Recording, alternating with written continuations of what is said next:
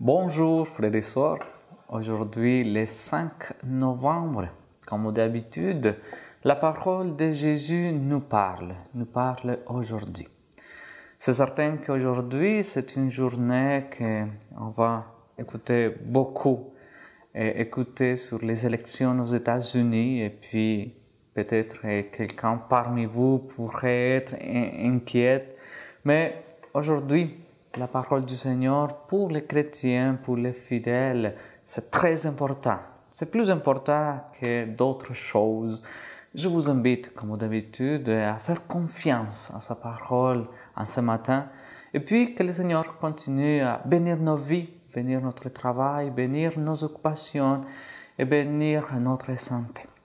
Aujourd'hui, je vous invite à méditer l'Évangile selon Saint Luc dans le chapitre 14, versets 15-24.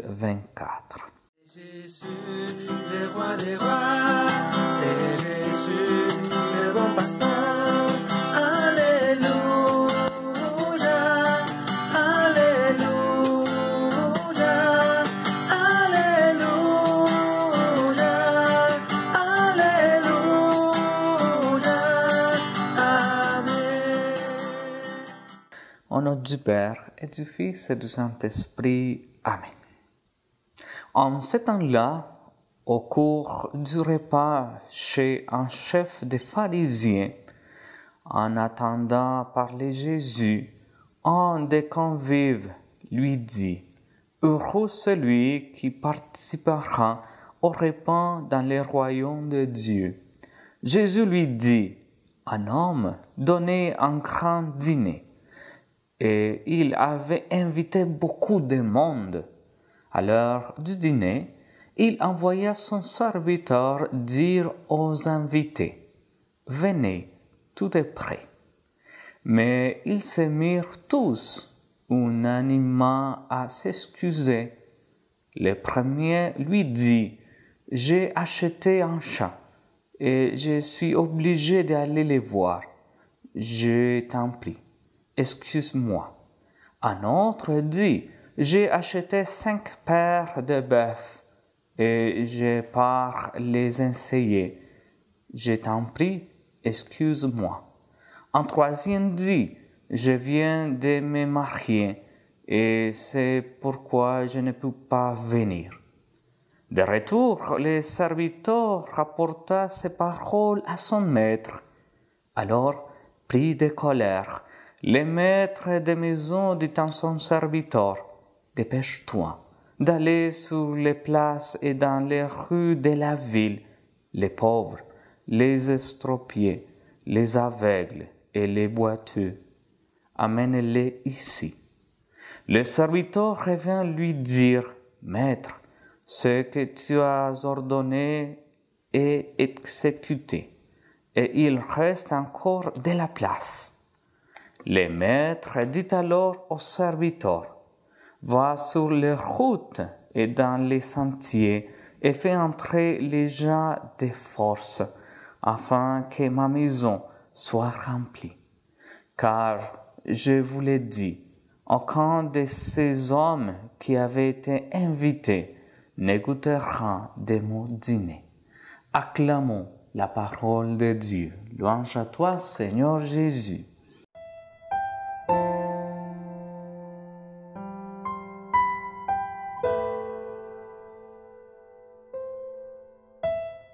Frères et sœurs, dans l'évangile de Luc, Jésus nous parle de la parabole du grand festin. Elle nous rappelle combien Dieu nous invite encore et encore à prendre place à sa table. C'est une invitation à célébrer, à partager et à être en communion avec lui. Pourtant, comme dans la parabole, combien d'entre nous, ici même en Abitibi, risquent parfois de passer à côté de cette grande invitation? Pensons à notre quotidien ici, entre le travail, la famille, les saisons de chasse ou de pêche et les engagements communautaires. Il est facile d'être absorbé par nos occupations. Comme les convives dans la parabole, nous pouvons trouver des excuses, les champs à cultiver, les outils à préparer ou les rendez-vous à ne pas manquer. Toutes ces choses sont importantes, bien sûr, mais parfois elles prennent tellement de place que l'invitation de Dieu passe en second plan. Cette parabole nous encourage à prendre un moment pour écouter cette invitation dans notre propre vie. Dieu nous invite à partager avec lui un repas de paix, de réconfort et d'amour. Il n'y a pas de conditions, pas d'exigence de réussite, mais simplement un appel à venir, à être là tel que nous sommes. Dans la BTV, avec nos réalités parfois rudes, nos longs hivers et nos saisons bien marquées, nous avons besoin de cet espace spirituel où nous ressourcer, où déposer nos fardeaux et trouver le réconfort et la paix. Dans le royaume de Dieu, il y a de la place pour tous, pour les travailleurs de la forêt, l'enseignement, l'infirmier, les commerçants et les retraités. Jésus nous dit que les pauvres, les exclus, ceux qui se sentent rejetés, ont tous une place d'honneur à sa table.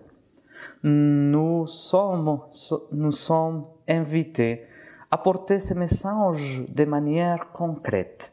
Comment, dans notre communauté ici en Abitibi, pouvons-nous ouvrir nos cœurs à ceux qui se sentent éloignés ou oubliés? Répondons à l'invitation de Dieu avec simplicité et joie. Que ce soit en prenant un moment de prière en pleine nature, en nous unissant à la messe ou en étant là pour quelqu'un dans les besoins, montrons que nous sommes prêts à être présents pour lui et que chaque oui à Dieu transforme notre vie et notre région en une terre de paix et d'espérance. Amen.